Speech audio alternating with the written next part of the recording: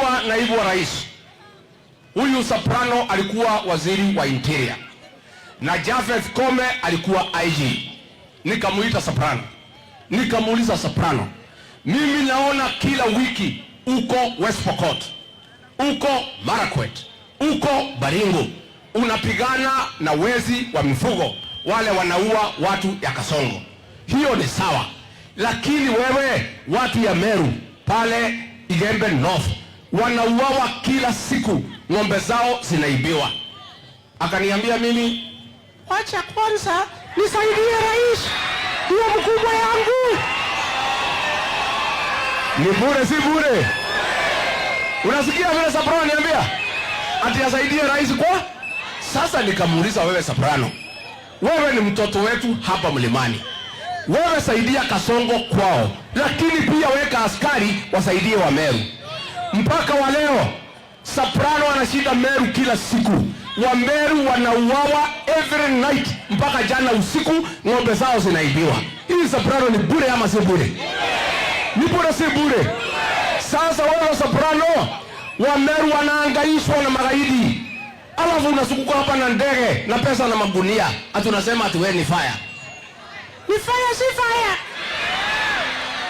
Ni noma si noma? Ni Soprano si Soprano?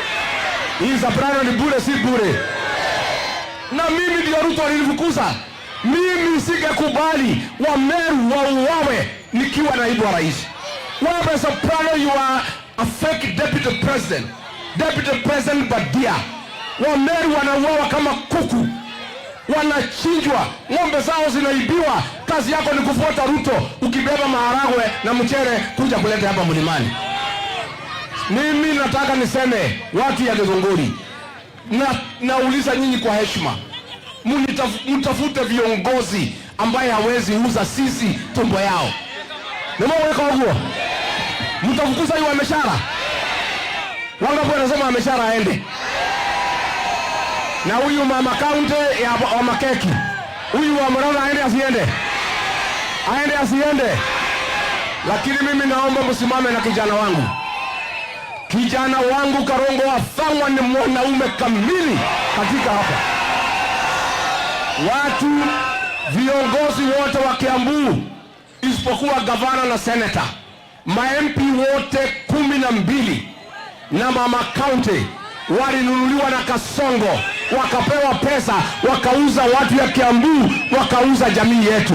Huyu Karongo Wafangwa alipewa 30 million na Kasongo auze jamii yetu, akamwambia Kasongo, hiyo pesa pelekea mama yako, sina haja na hiyo pesa.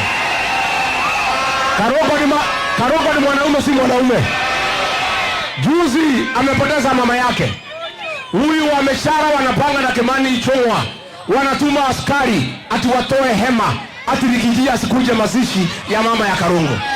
Sasa mimi nauliza wewe Kimani Ichung'wa, mkiwa na wameshara, kwani hamuna utu? Senator mama yake amekufa, hamwezi ona huruma muachie azike mama yake na amani? Mnatuma askari kuharibu mazishi ya mama mzee ya miaka 93. Lakini namwambia wewe Kimani Ichung'wa, na wewe wameshara, na wewe wa Makeki, mtakutana na hii watu ya Githunguri pale kwa debe.